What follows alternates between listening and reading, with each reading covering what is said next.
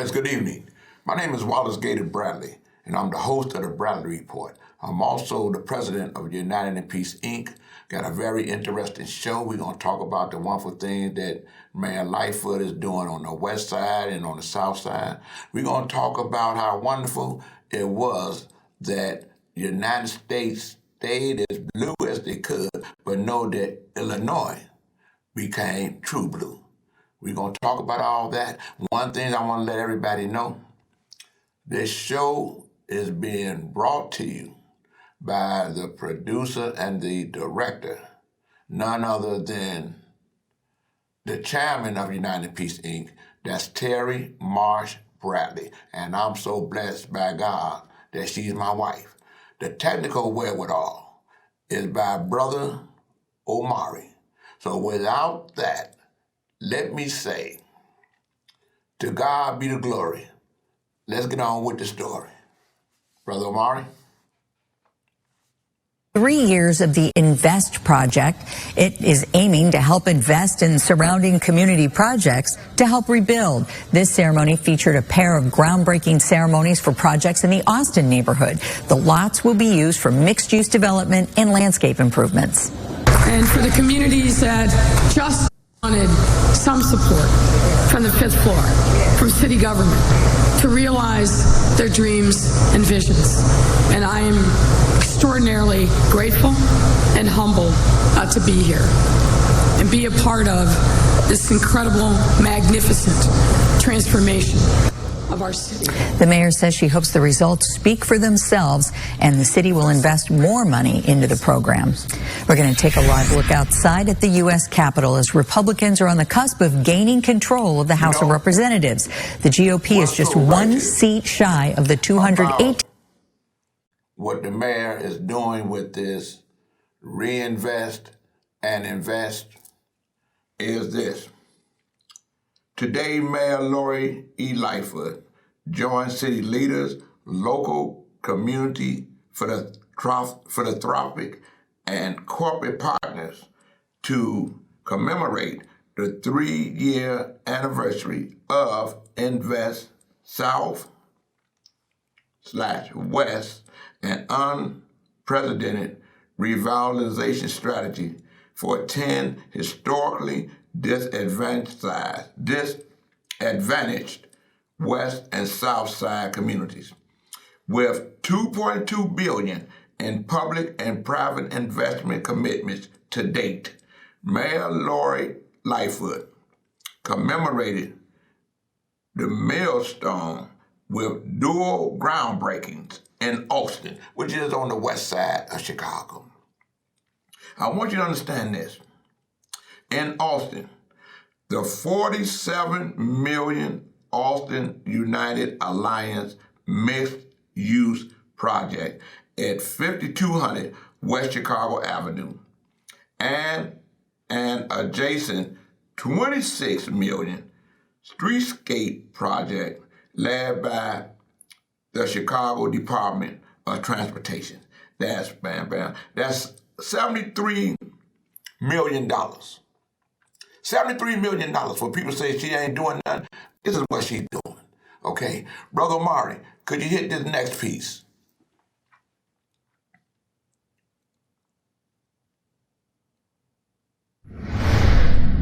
I hear more of my community people saying, wow, there's a lot of development going on here.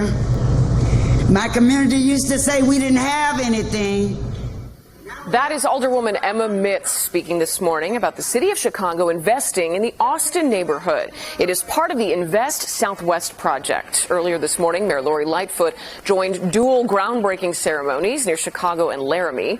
This is a rendering of what is being planned for the former Laramie Bank building there. The $37.5 million project will renovate that structure. It'll include a blues museum, a bank branch, and a cafe, along with a public plaza.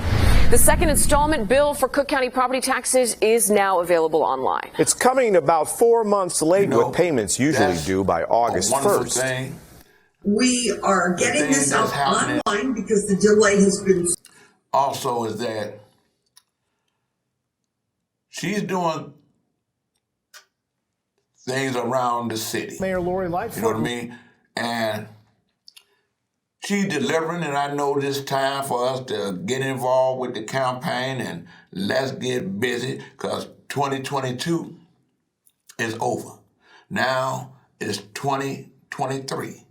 And the election that's key is local, and that's the automatic races. Okay, that's for the city clerk, that's for the city treasurer, okay? That's also the mayoral race and automatic race. And now we know that the mayor has approved or got her budget approved, and the vote was 32 to 18. So for people to say that the mayor's not talking with individuals, we see that's a lie, because you can't get 32 out of 50 aldermen to vote for a budget. And then we find out that the budget passed. Hey, even Roger Sawyer voted for it. It passed, and then people realized that monies, everybody's complaining about there's no mental health concern. In that budget, there's money in that budget to help reopen or open more mental health within all 50 wards, okay? But this is one thing I love about the man. She be serious, and sometimes she got the joke. You got to laugh to keep from crying, okay? Here it is right here. Brother Omari, hit this right here.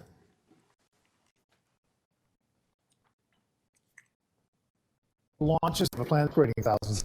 Has Lightfoot done anything? Given the mess she was dealt, Lori's delivering. Chicago's #1 for corporate expansion and ranked best American city. She even got 5,000 new Google jobs. And she was cool during COVID. Hey, did you order thousands of new jobs and a pepperoni? Told you she delivers. I love this. It's going to be a fun race, okay? And with Congressman Chuy Garcia jumping in the race, it's going to be real interesting. He pushing that fact that, hey, he was with Harold and all that. We're going to hear about that. We're going to talk about all that next week. But one of the things that's key, I want to thank everyone who came out to vote this past election. And I want to especially thank those individuals in Illinois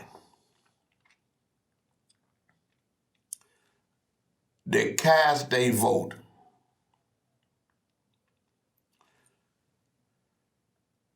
in the name of democracy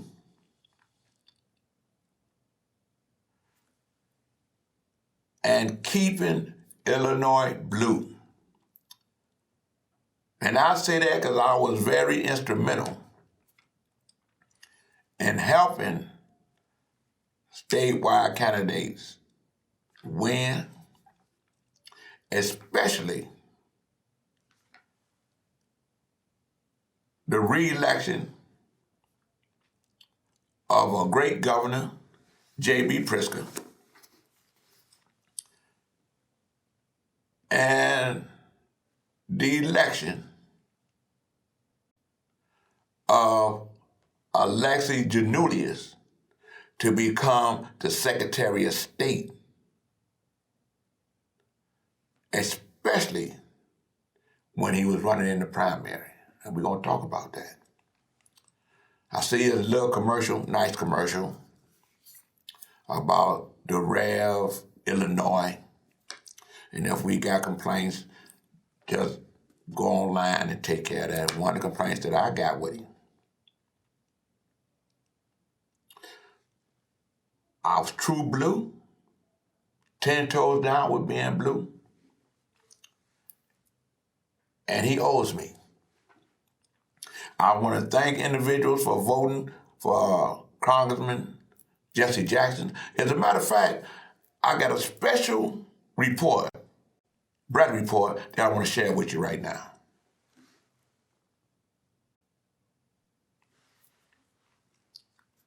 I knew you was going to be a great governor in 2017. I just want to let everybody know that you became great in 2022. So could you let my viewing audience know the importance of this election? Yes. And the fact that lies that the other guy been telling don't exist, that you freeing everybody to destroy America.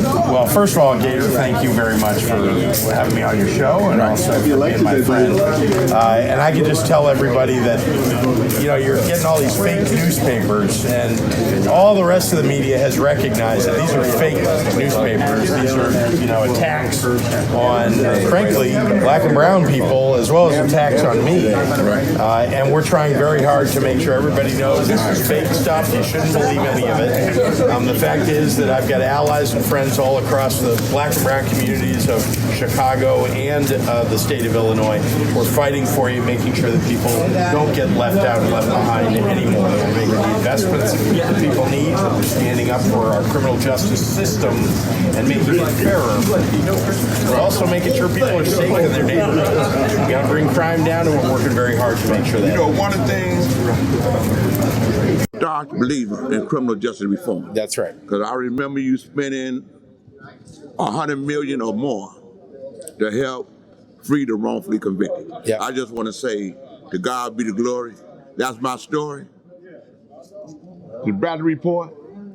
Vote, don't choke, because I got the president of the county board coming next. Very good. Thank you so much, Gator. Madam President. Sure enough. I want to say congratulations, because you push what's more important to Cook County, and that is the importance of unity.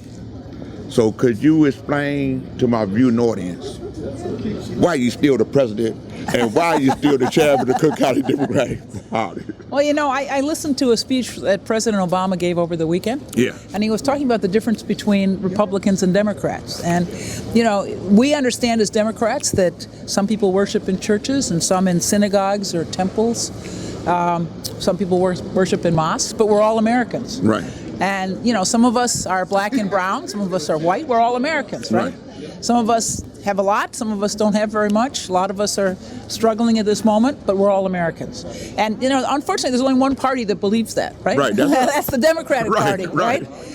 Because the Republican Party is focused on folks who are white and Christian. It's focused on the folks who are comfortable and having them have more while the rest of us struggle. You know, it's a party that's denigrated immigrants, and this is a country of immigrants and formerly enslaved people. So, you know, I believe that it's not a good idea to have only one party government. I believe in competition of ideas. But at this moment, we only have one reasonable party. Yes, we do. And, you know, I think our voters have to remember that, you know. However much we're discouraged by the conditions in this world, we got to understand that we have an obligation to vote, to exercise our franchise, and we need to be working for people we believe in and contributing to them. I just want to say I love you more because you've done so much for me. You allow me to become a part of that I believe. Well, thank you. And that is the Democratic Party. Well, thank you. Love you. Thanks. Good. All right. All right. One thing I want to say, your greatness, your legacy, by the grace of God, I feel He put it in the right man's hand. What you feel about that, Ray? I feel as though the Lord has spoken. I feel as though the people in the first district have spoken, and I'm for that. I think that he is going to be the greatest congressman that the first district ever had. All right, he's going to be greater than Oscar the Priest, greater than Bill Dawson, greater than Ralph Metcalf, greater than Harold Washington, greater than Bobby Rush, and greater than all of them. He's going to be the greatest congressman that the first district have ever had. I'm praying for that. I wish that I know that's going to happen. You know why I say that? Because if he is the greatest, then we are the greatest. Right. We are the greatest. You know what one thing I can say, Congressman? He chased me out the hall. What you doing in the hall of Congress, Gator? I'm going to see the congressman. Right, yeah. What you doing in the cafeteria? But now, I'll be going there to see him. See him, right. And what I love about it, it was his dad that took me to the Oval Office to meet with the president. Okay, all right. And I was glad to let my children know the seriousness of me feeling comfortable with him being their leader. Right. Hey man, what you want to say besides that, Gator? You over 50 cents? Love you, appreciate you, Gator. Love you, appreciate your audience. I want to say a very special thank you to Congressman Rush, Uncle Bobby Rush, Uncle Congressman Rush. It's all one. He's been a part of my family my entire life. He's been my congressman my entire adult life. And so I appreciate him. I thank him for his service. I thank him for the continuity in service. And I've got big shoes to step into and a great tradition to follow. So I ask for your prayers, and I'm going to try to do everything I can to make this district proud and continue his great work. I'm going to say this, I'm going to leave it alone. If your shoes are too big, I'm going to get you some scissors. You make sandals. Yeah. Okay. See you Love soon, you, Gator. man. All right, man. All right, man. All right, man. Wallace Gator Bradley, and I'm the host of the Bradley Report. I got a friend here of mine, good, sick, outspoken buddy of mine.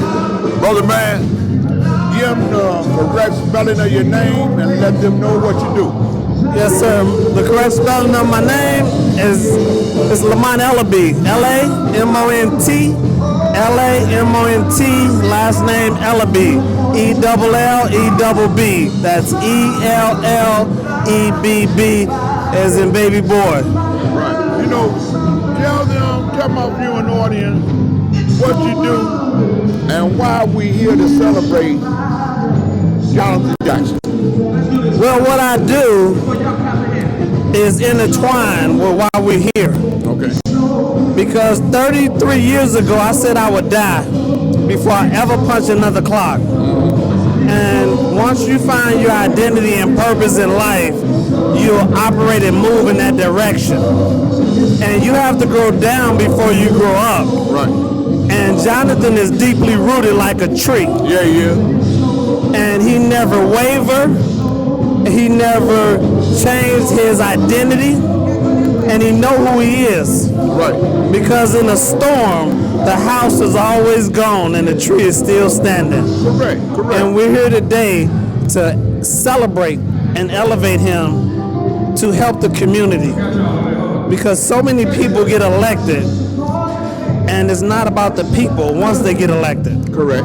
We are guaranteed you can take that check to the bank and it won't bounce on what Jonathan Jackson is going to do for the state of Illinois. Correct. You know, one of the things that's key, and I got to agree with you, in his mind, he had no plans to run for Congress. And I'm not knocking the other individuals that ran for Congress. Everybody got the right to run. Yes, sir. But when he saw the field, and by him knowing the ins and outs of Washington, and by his pedigree being the civil rights struggle, he knew that we didn't have the time for individuals to learn the understanding of what seniority is. He had to come, in my opinion, what was a ready-made seniority. Absolutely. You know, when he came and spoke at St. John Missionary Baptist Church, that was his first stop. With my pastor, Dr. Edward Davis Jr. Right. That was his first stop. Yeah, it was. And you can only be what's in you. And it was in him. He wasn't called. He was chosen by God. Say it again, man. He wasn't called. He didn't get a call from nobody. He was chosen by God because he's a humble servant. Correct. And he served his dad with humility. He served his brother with humility. And his mom, for sure. He served his mom with humility. And he's always taken a back seat. But he's always been a priority for the community. Correct. So he's overqualified. Because in our community, overqualified people don't get the job. They don't. And now we got an overqualified person that's going to get the job, and not just get the job, but he gonna get it done. He gonna get it done. And it's a difference in getting the job and get it done. My man. We elect so many people to get the job, but they never get it done. Well, you know, like I say, the thing about it, your pastor, my brother. You know him like I know him. The way he explained Jonathan coming there and what Jonathan did for his dad was nothing but pure, unadulterated truth. Nothing but the truth. And all I want to say is, to God be the glory. To God be the glory. That's our story. That's our story. Thank you, man. Love you, man. It's Wallace Gator Bradley, and I'm the host of the Bradley Report. This young lady here, I know her, I love her, I honor, and I respect her. This is none other than my daughter, my only daughter. So, Africa, could you spell your name? My name is Africa Bradley, that's A-F-R-I-K-A, Bradley, and I am a social service consultant. I have been in this business for the past 32 years. I have been helping marginalized communities and populations strive and achieve goals that they never thought that they could before learning about resources that were available in their communities. Thank you very much, and I'm glad that I was able to share that with you. You know what? One thing I know, I'm glad that you came out and voted today. I'm glad that you came out and voted today. Could you let me know what the election of Jonathan Jackson to become congressman in the 1st Congressional District behind the legacy of Congressman Bobby Rush? Now, you know it was Jonathan Jackson's father that helped Congressman Rush when he was a Black Panther and they was trying to kill him. So could you let me know, I know you got to go, but let my viewing audience know why this election is so important to you.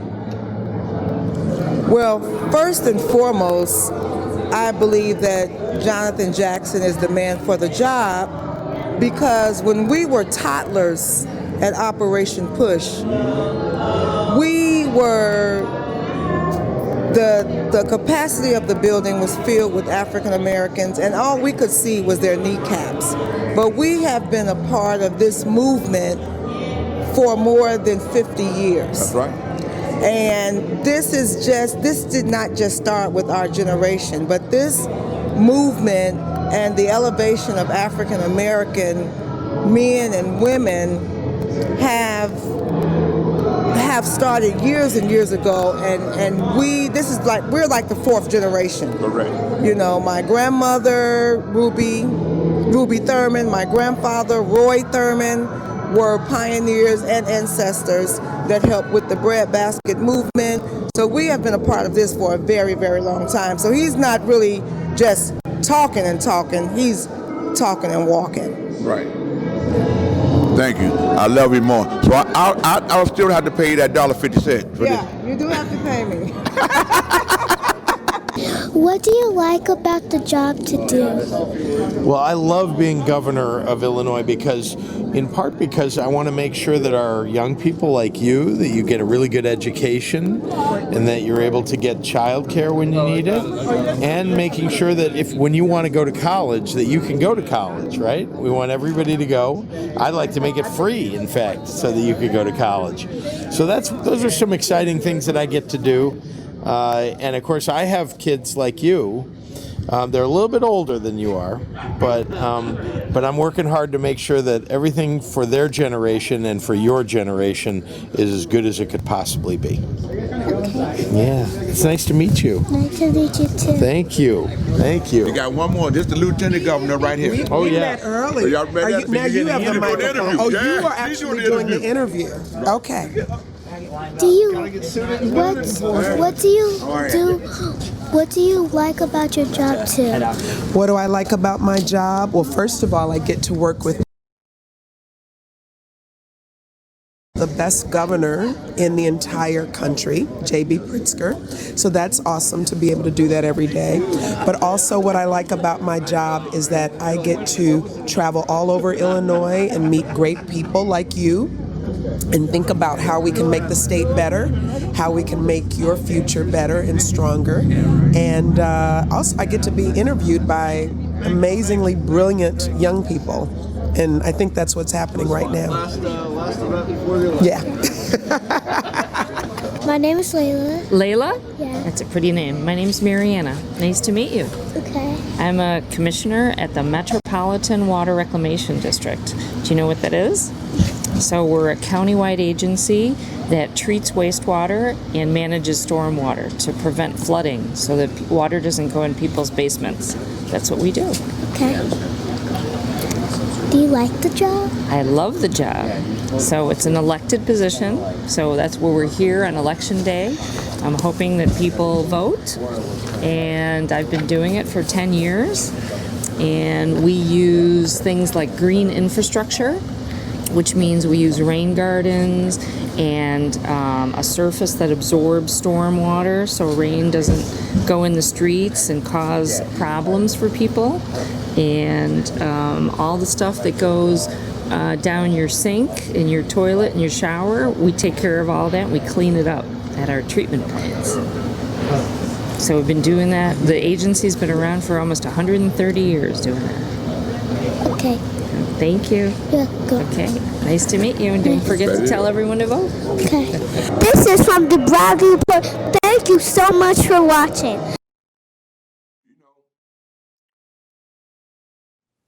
The wonderful thing about the Bradley Report, because I'm going to have to wrap my show up, is the energy that the young lady, Lydia,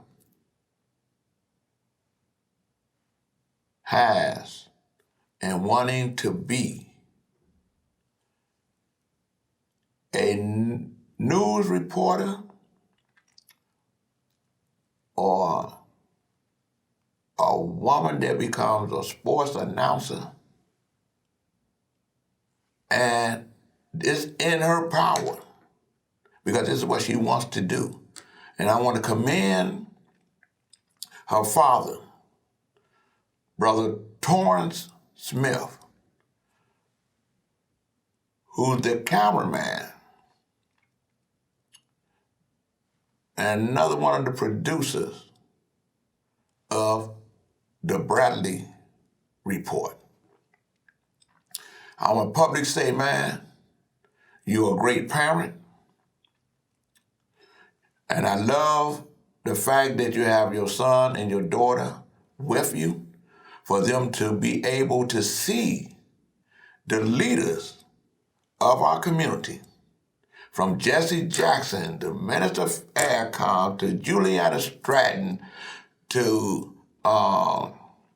Jonathan Jackson, for them to not only see them on the news,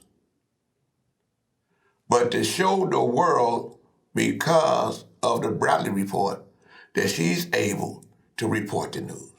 With that, I want to say to God be the glory. That's my story, and I'm glad that everyone came out and voted. And I'm glad, especially for those that voted to keep Illinois true blue. To God be the glory. That's my story.